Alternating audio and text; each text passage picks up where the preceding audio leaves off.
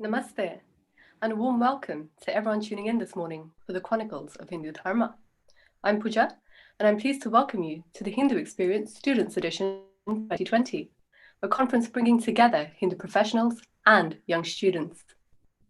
The National Hindu Students Forum UK was founded in 1991 with a view to bring students together to protect, to preserve, to practice, and to promote Hindu Dharma. And today, nearly 30 years later, NHSF UK societies across the nation keep this vision alive. This conference is a celebration of Hindu identity and how dharmic values can be integrated with everyday life to build a better world. And the purpose of this particular discussion is to explore the chronicles of Hindu Dharma, to understand better the journey of Hindu civilization through time, the various challenges we faced and overcome, the impact and contributions we've made to society, and what we can learn from that and take away today to strengthen our identity and also to continue to positively impact society around us in the future. It's an honor for me to present to you Ravi Ladva, our speaker for this session. An avid historian and writer, he has a background in finance and history. Having studied business and religious studies at Canterbury Christ Church University, he's now pursuing a master's in business management at Aston University. Now, Ravi has held a number of posts. He founded Hindu Youth and Sports Council of Birmingham. He was the Assistant Secretary for the Council of Birmingham. He's also been the chair of the Birmingham Council of Faiths, and he's currently based in Scotland, where he's working with Scottish Hindu organisations to help build a strong platform for future projects. If you have any questions for Ravi, please do drop them in the YouTube live chat, and we'll have a Q&A session at the end where we'll try and answer them. Welcome, Ravi, and thank you for being with us here today. Namaste, thank you for having me.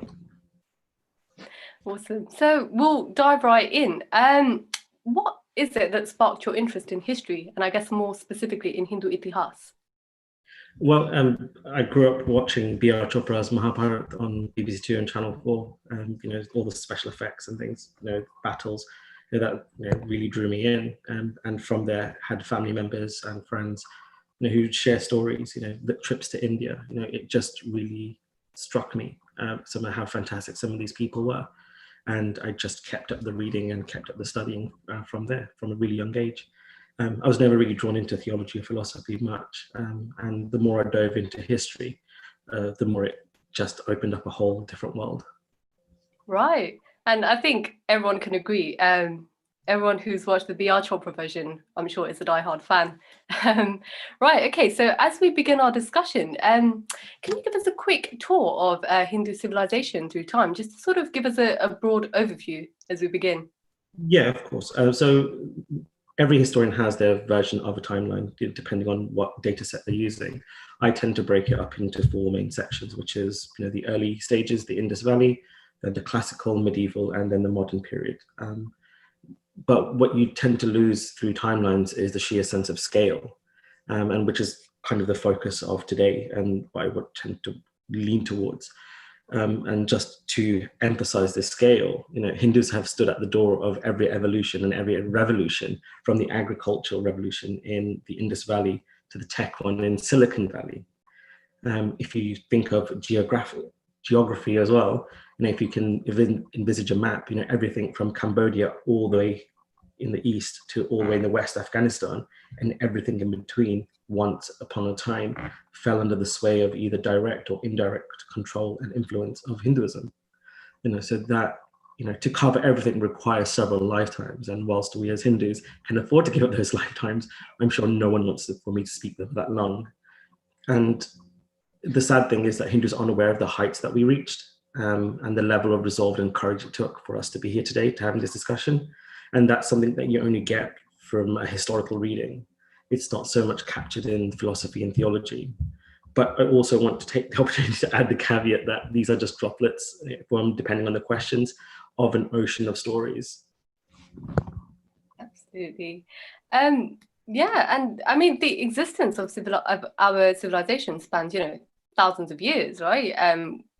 The Hindu civilization has been there for centuries, and throughout this entire time, we've seen and endured various challenges and traumas, be it from natural disasters to multiple invasions to even wars. Yet, despite all of those setbacks, despite all of those traumas that we've faced, we're still here today, we're still standing, which I guess is a testament to our strength and our resilience as a collective Hindu community. Just thinking about that, can you maybe share a few examples with us that perhaps highlight the sort of strength and resilience and, I guess, spirit that we've been able to display in the past? Yeah. See, this is the importance of history. There's a history professor, Professor Caulfield. She said that understanding the linkages between the past and the present is essential for a good understanding of the condition of the human being. That, in a nutshell, is why history matters and why it's not just useful but essential. We say the adage that in order to know where you're going, you have to know where you've been, but seldom do Hindus know where they have been, or even to a degree where they're going. If you look at historically, the Sumerians, the Hittites, Egyptians, Roman, Greeks, Persians, Hindus have interacted with all of them at some stage, but we're the only ones left. So there is an inbuilt resilience. There's an inbuilt courage and bravery, intelligence inbuilt into our culture and civilization. The story that really comes to mind is about Pliny the Elder, who was a Roman philosopher. The stories from Roman Empire in the Indian Ocean by Raoul McLaughlin. And it's a fantastic book if anybody wants to take a look at it. But basically, this Roman philosopher is complaining about Indian textiles to the Roman Senate. So if you can imagine, looking at maybe even pre-first century Roman Empire and where India were, they were having conversations with each other. And that's something that wouldn't happen again until, the European voyages of people like Marco Polo. But the story goes that every year, Roman merchants would sail to India, and vice versa, Indian merchants would sail to Europe. They would go via Africa, so they'd go across the Mediterranean up to Cairo, down the Nile, and either switch their boats or carry on through and exit East Africa. And they'd go via the African kingdom of Aksum, which is modern-day Ethiopia, and they would follow the coastline of Yemen across, or directly across to the Malabar coast, South India. Now, when we think merchant ships, you're probably thinking 10, 20, but actually we're talking a fleet of 120 ships. And the story goes that a fleet of 120 Roman ships, each carrying a cargo worth of approximately 9 million sesterces, would have added a billion sesterces to the Mediterranean commerce every year. That is a billion sesterces of goods from India. And just from this one aspect of Eastern commerce, this trade figure is larger than the annual income that the Roman government needed to sustain its entire empire. In today's money, one sesterces is equal to about $1.50. Wow, goodness me. And I guess that they were able to, travel by sea as well, to get there, which also, I guess, shows the sort of fearlessness perhaps that they have, right? But I guess thinking more so in the face of adversity, when actually faced with direct trauma, like, invasions, wars, and things like that. Is there any, what do you think about the sort of attitude or the spirit that Bharatiya people were perhaps able to, display in the face of adversity, like that, direct trauma? So the idea of trauma and tragedies through Indian history tends to conceal the achievements of a lot of our ancestors, and especially in Bharat, because they were so brutal and they were so unique to India that it kind of papers or masks everything that was going on. But even in these episodes, there are acts of bravery and acts of courage, the sheer brilliance that comes out. Now, the story that really encapsulates this for me is from the T.H.E.S.E, which is a 13th century translation of an 8th century document, which highlights the rise of this Brahmin king called T.H.E.S.E and his family, who were the last rulers or last Hindu rulers of Sindh. Now, in and around the 8th century, the Umayyad Caliphate had their eyes on Sindh. It was the final gate between them and India. Now, this particular period or particular region of India or Bharat was always, going between the Persians, or the older Persians, and in the Hindu kings or Hindu Rajas in that area. You know, the Umayyad Caliphate, were conscious of, the mighty armies on the other side of what was then known as the Pariyatya Parvat, or the Hindu Kush, as they now know. However, what happened was that a number of pirates attacked a number of Muslim pilgrims going to Hajj. This was used as a justification for war. So then the governor of Damascus, Al-Hajjaj bin Yusuf, dispatched a 17-year-old general called Muhammad bin Qasim to conquer Sindh.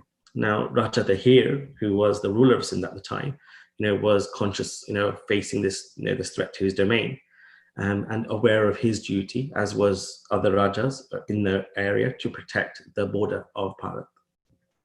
Now, Raja Tahir didn't hesitate, and he mobilized all the resources that he could. But at this point, a number of key allies began to desert him, and a number of Buddhist and Jain populations cited ahimsa to avoid conflict with Muhammad bin Qasim. But despite that, he probably uttered some of the most eloquent words that I've come across, in regards to facing down challenges and facing down threats. And this is taken directly from the T.H.E.S.E, where he says, "I'm going to meet the Arabs in open battle and fight them as best I can. If I crush them, then my kingdom will be put on a firm footing. If I am killed honorably, the event will be recorded in the books of Arabia and India and will be talked about by great men." And what happens next is Raja Tahir meets Muhammad bin Qasim at the Battle of Aror. And the battle's going well initially, however, not for the last time, an elephant decides to stampede and Raja Tahir is thrown from his elephant. Despite taking an arrow to the chest, several wounds and head blows, he continues to fight, and ultimately the army routs, seeing that the king has been thrown from the elephant. But he continues to fight, until his head is severed from his body. Now, the story continues. The story continues with his two daughters, Surya Devi and Premal Devi, who were only teenagers at the time, but they were carted off Damascus, to be incorporated into the harem of Al-Hajjaj bin Yusuf, the governor of Damascus. Upon their arrival, they promptly informed him that they'd already been raped by Muhammad bin Qasim. And incensed by this, he ordered that Muhammad bin Qasim arrive back in Damascus wrapped in leathers. Now, the journey from Sindh to Damascus is a lengthy one and goes through a number of hot places. The journey killed him.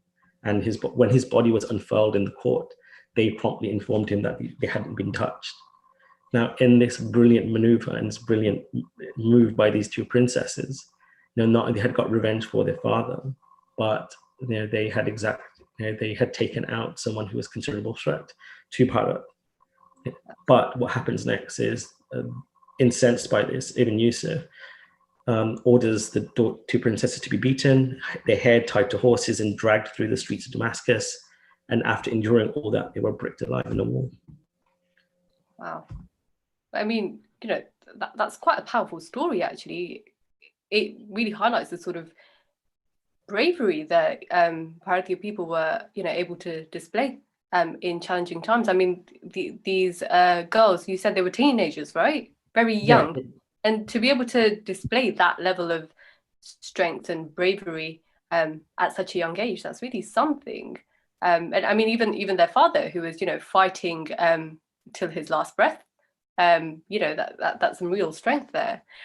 So just building on that, what is it, do you think, about our way of life or our culture that's perhaps so valuable, so worth fighting for, that enables us to display that sort of spirit, that sort of strength? Again, this is my personal opinion based on what I've read and understood, and people can beg to differ. But I think Hinduism has either stumbled upon, discovered, enacted, whichever word you want to use, a philosophy that society will be at peace, or the best way it can be, when everyone is following their dharma, or they're being in pursuit of the best version of themselves. And they've constructed, or tried to, in a series of attempts through different empires, construct apparatuses, processes, systems to facilitate that. Whether it's financial instruments, whether it's health instruments, Ayurveda, all sorts of texts, all sorts of thinking philosophies, yoga, everything is designed for the individual to be the best version of themselves. Yeah. And can't find any other examples of where any other civilization has attempted to do that, let alone thought about it. Yeah. So, this culture that we have, it enables us to, bring out the best version of ourselves. And how much value do you think Bharat brings to society? What sort of contributions has Bharat made to society, to the rest of the world? Again, personal opinion. I don't think the world would be what it is without us. I know that's a kind of a bold statement to make, but speaking from a finance background, every modern financial instrument that we currently have wouldn't be possible without us. And the story is actually taken from two sources. One, The Ascent of Money by Niall Ferguson, and Indian Mathematics by Professor Kim Polkar, who both share the story, which is history is sometimes about small details, chance meetings, and what can seem random have the most profound impact.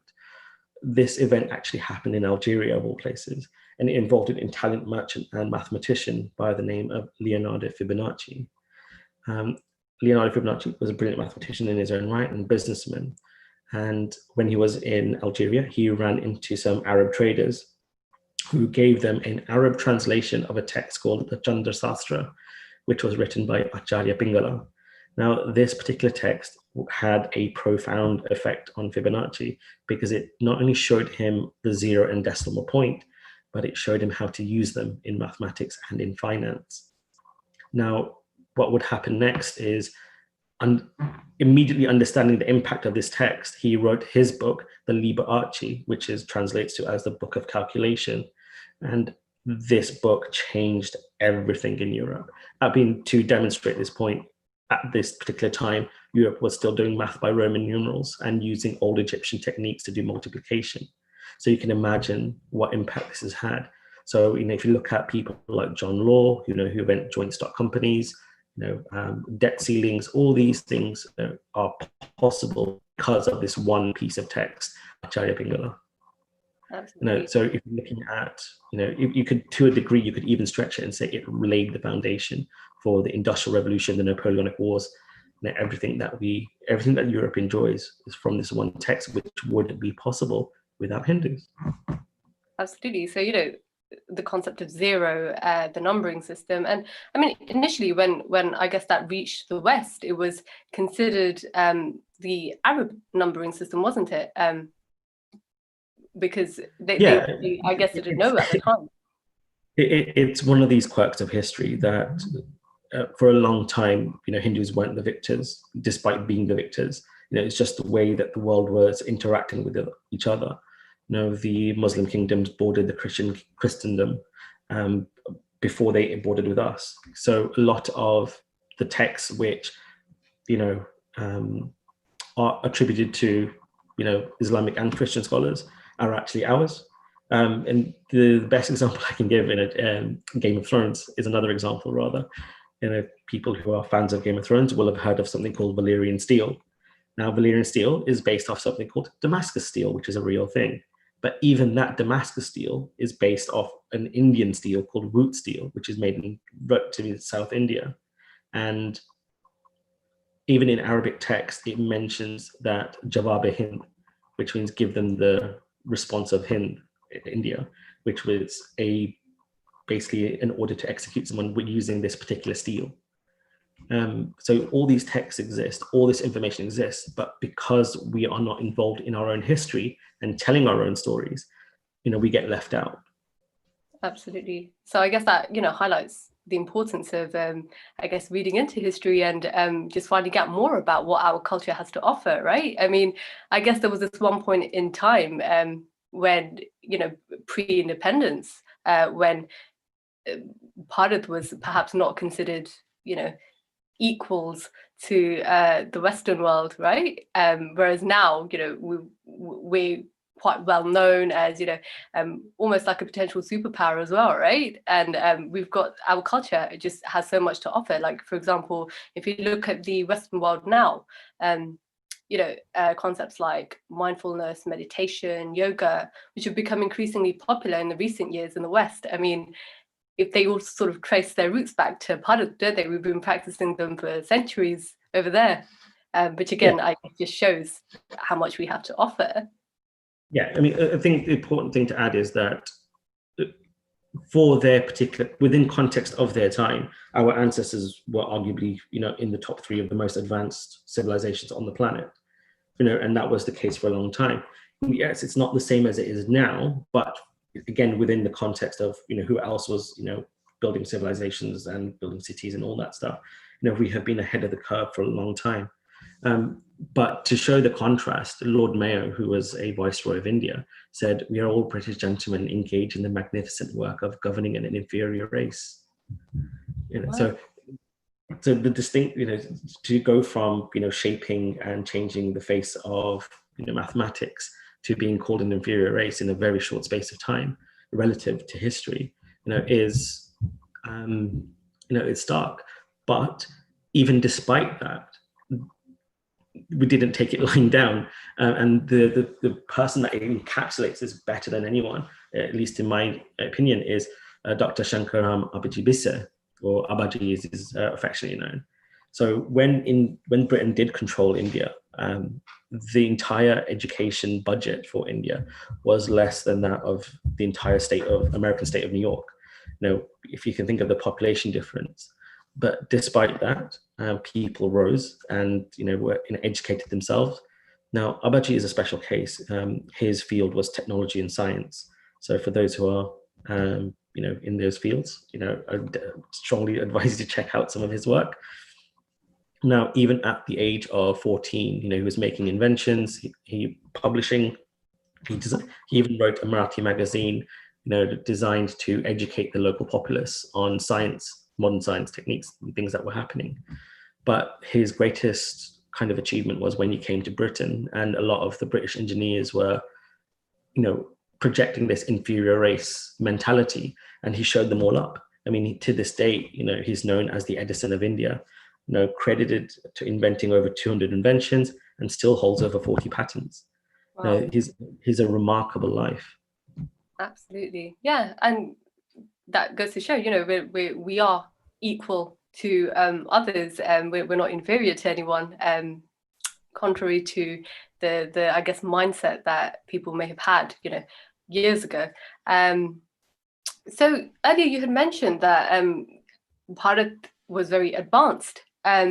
So just to sort of build on that, how advanced do you think Bharat actually was for its time? So, when we sort of look back at T.H.E.S.E, when we're looking back at ancient Bharat. So it's not the question so much of how advanced they were, it's how they got there. There was this philosophy of trial and error. So India, or Hinduism, Bharat, had its own version of the scientific method. It's encapsulated in the Samkhya Karika, where it says, this philosophy is designed to solve or reduce suffering through observational analytical analysis. And if you're solving for a problem, okay, harvest died, we need more water, so we're going to find different ways to capture water. So if you look at places like Rani Ki Vav, in northern Gujarat, it's one of the best water harvesting technologies, for that period. If you look at some of the canal work in Assam, built by the Hom dynasty, in the Chola dynasty, some of these things are still in use. There's the work of Anupam Mishra, who looks at ancient Indian water harvesting, and he's even got a TED talk. So if anybody wants to go and have a look at it afterwards, it's fantastic. But the point is that this is a sheer sense. This sense of scale that our ancestors achieved so much and were able to do so is the takeaway. Now, the question that we should ask ourselves now is, okay, those were their achievements. What are we going to do now? We can't keep resting on their work and saying, look how fantastic we were. We're still here. We still have things to do. Now, as I said at the start, we stood at the, the door of the agricultural revolution, but realistically now we're standing at the door of the artificial intelligence one. And again, just to highlight the sheer sense of scale, Elon Musk was waxing lyrical about, simulation theory. And after he finished his talk, I sat back and thought about it, and I said, well, this is just a Vedantic philosophy, where at the end it concludes that, the world is Maya, none of this is real. So again, another thing where we've beaten everybody else to the punch. But the point is that, if we don't know our own history, someone else will write it for us. and then they will have, the legs to call us an inferior race. And I don't want that, and I certainly hope that people don't want that either, because it diminishes everything that our ancestors achieved for us in order for us to be having this conversation. Absolutely. So then what do you think students can take away from this? What do you think students can learn from this, and how can we, I guess, strengthen our own collective identity? There does not exist a single subject that I have come across that Hinduism doesn't have a commentary on, or a thought on, or a text on. So whatever you're studying, whether it's sports sciences, engineering, whether it's chemistry, pharmacy, there exists a Hindu text, I promise you. And again, yes, it's nice to read the Ramayana, it's nice to read the Mahabharata and Bhagavad Gita. Those are spiritual texts, and those are theological, philosophical texts. But don't exist in a vacuum. There was things going on in around them, and the history will give you a sense of scale, as I've mentioned before, but it will give you a sense of pride unlike any other feeling. I promise you, when you hear about some of the things that our ancestors have achieved, despite the opposition, despite the challenges, and the way that they went about their work, it will fill you with a sense of joy and pride. What I will also say is that it's not all easy reading. There are difficult chapters, just like the story about the two princesses, and there are other stories of atrocities and things. But we're still here. That's the important thing. And if you look at the course of Hindu history and Bharat history, the one thing that take away is we don't give up. The idea of giving up doesn't exist, no matter what happens. And I've made the joke that even if there were two Hindus left, those two Hindus would still be trying to figure out a way to win and trying to do the right thing. So, all your ancestors that have allowed us to be here have, published work and have written a load. Just all I would say is, no matter what subject you're learning, at university, you have a ton of resources available, literally either into a journal or a Google search, my subject plus Hinduism, ancient, medieval, classical, wherever it is. And I promise you, you will find something that will blow you. Right. Thank you for that. I think we've got some questions coming in now from our viewers. So we'll dive into the Q&A session. So over to the audience now. Right. So we have a question coming in. What are the 3 key values that have been displayed in Bharatiya Itihas that we should cultivate? Okay, I can't narrow it. Okay, so 3 is really narrowing it down, but these are the 3 just for me, which is that there is a value on unity, teamwork, togetherness. There is a value on resilience. So resilience in the sense that whether it's intellectual, spiritual, physical, that, okay, no matter what's happening, we should work to preserve our way of life. So that means through practice, through recording information. And the third one is not being pessimistic. So no matter if you look at something like the Goa Inquisition, there are stories of people protecting murtis, running through the woods, running through the jungles, protecting the murtis. That level of resilience and that level of thought that, okay, no matter what's happening around me, this murti is a symbol of everything that I believe in and hold here. I'm going to take it with me in my flight.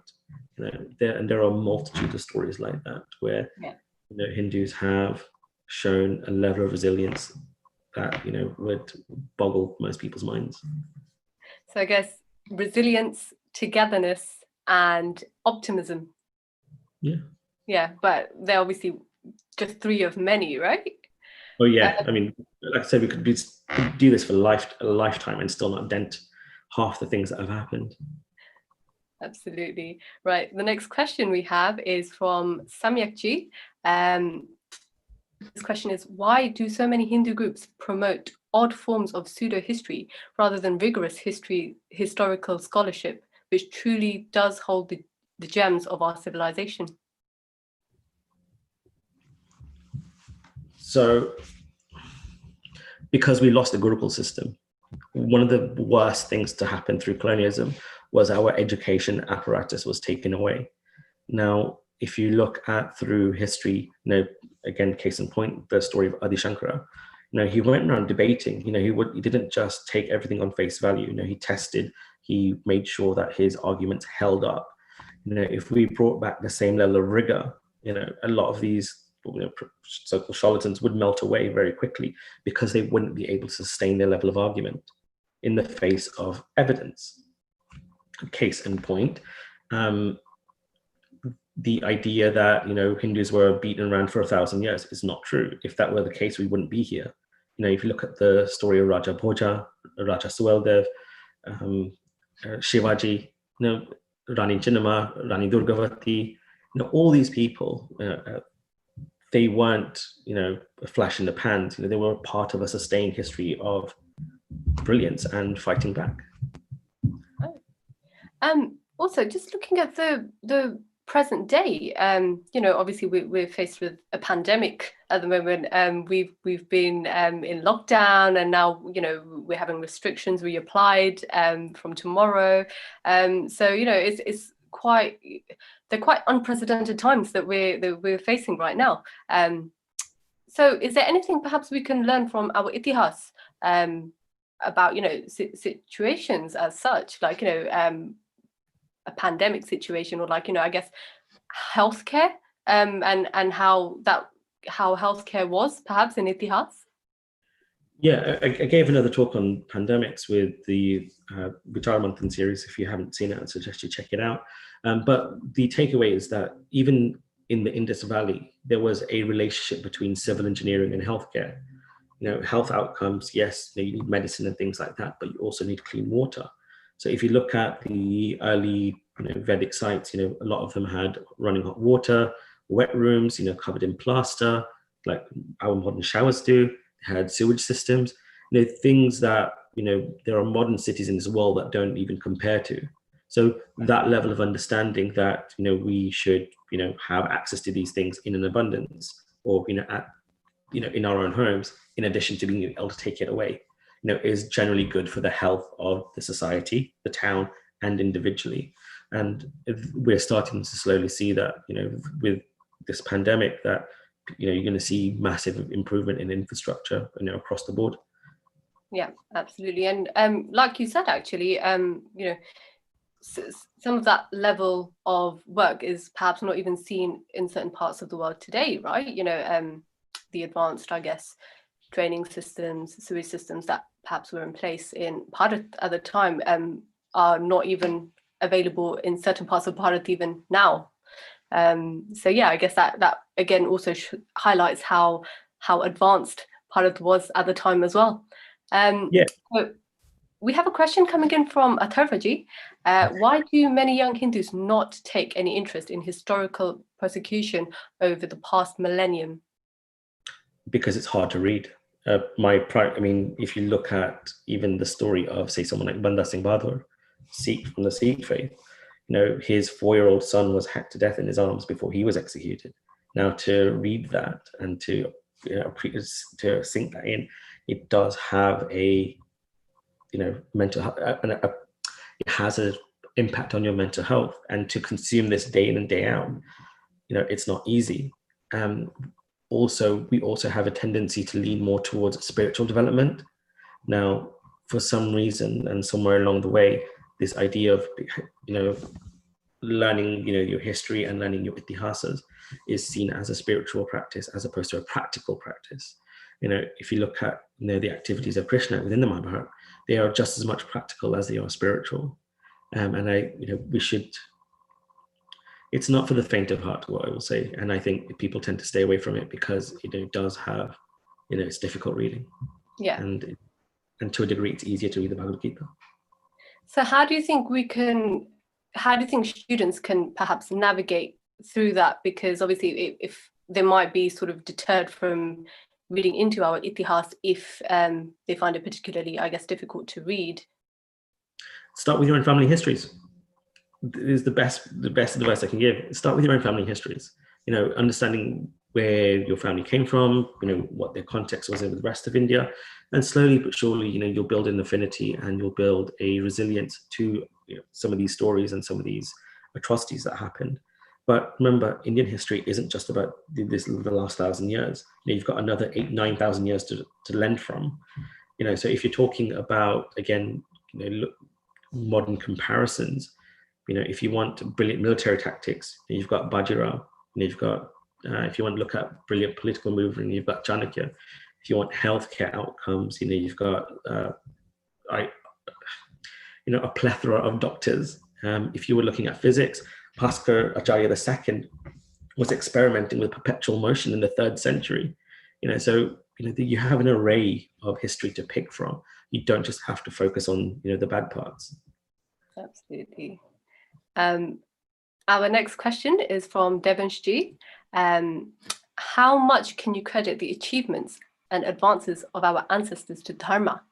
And for example, would you credit the achievements of the British during the Industrial Revolution to Christianity? So, no. As the answer to the second question, the answer to the first question is pretty much all of it. Because Dharma, and this was something that Professor Stephen Law, who's a professor at Oxford, said, that philosophy makes a better glue for society than religion does. And that kind of stuck with me. When I thought about it and, translated it back into, our civilization, the idea that, you're allowed to, if you think about some of the issues that we have today, gender orientation, colorism, all these arguments were settled because, you are who you are. And we want you to be the best version of yourself. That is something so profound, to hear. And no matter where you are, no matter what your aptitude is, we will put things in place to help you. Now, to say that, they didn't always get it right, but the point was that the intent was there to help everybody. If your neighbor is suffering, there were systems in place to help them.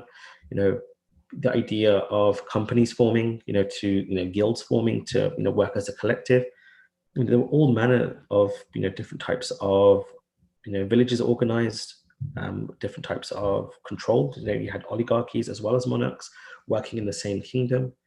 The idea that we can settle this through discussion, through debate, rather than resorting to violence. Which is why stories like Raja Hears is so profound, because the local populace couldn't fathom why someone would massacre the entire town. It was just unheard of, these things. And it was such a shock to the rest of the system, that it took a number of decades to recover from. So, yeah. Thank you for that. Yeah, so you were saying? I would say I could talk about history all day long, and sometimes I have to pull myself back in, so. Right, we have a question coming in from Parvaji, actually. So what is the most ancient bit of Hindu history that we're aware of today and has shaped Hindu civilization? The latest, from my knowledge, is the excavations at Ratnagiri. It turns out it potentially is older than the Indus Valley civilization, which would have a profound impact on how settlements and how migration happened in India. Now, we obviously all know that the Aryan invasion theory is dead. It doesn't exist. It never happened. But the way human migration or Hindu migration happened, is something that's still being, discovered thanks to this, or still being uncovered thanks to excavations. Obviously, the trouble is that particular area of Bharat is quite arid. Many bits of biological material survives. Also, practices of cremation, you tend to, cremate the dead. So, but the fact that they found sites like this, is amazing. Thank you for that. And I think that's all we'll have time for as we draw to the end of our session today. But thank you for your time, Ravi. It's been an absolute pleasure. Do you have any final words or final sort of takeaways for our audience today? All I will say is that, we should remember the heights that we reached as a civilization, learn from our past mistakes, which can only be done through history, so we don't repeat them. But we should be looking to go one step further. Those are the achievements of our ancestors, but we as a civilization are, continue to exist. And there's statistically, there are more Hindus alive than have been at any other stage in history.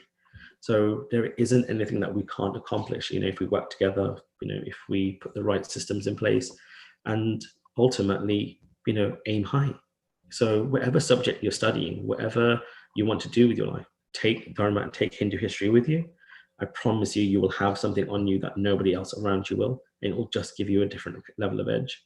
So if you need any help, reach out and I'll do my best. But every so often, try to pick up a history book, and I promise you, you will find something that will inspire you, unlike anything that you've read before. Thank you for that. Well, I hope everyone's feeling inspired and proud of their heritage after our discussion, and hopefully everyone's gained some insight into the value and culture, the value that our culture brings to society. And hopefully this encourages everyone to read into Bharatiya Itihas a little bit more, to learn more about, the heights that we've reached in the past, and also inspire us to reach new heights in the future, as Ravi mentioned. Once again, thank you, Ravi. Now, this was just one of many discussions hosted by NHSF UK at the Hindu Experience Students Edition. Do join us throughout the rest of the day for more panels, spotlight conversations, and workshops. Please visit www.nhsf.org.uk/these2020 to see what else we have coming up today. Pranam and namaste.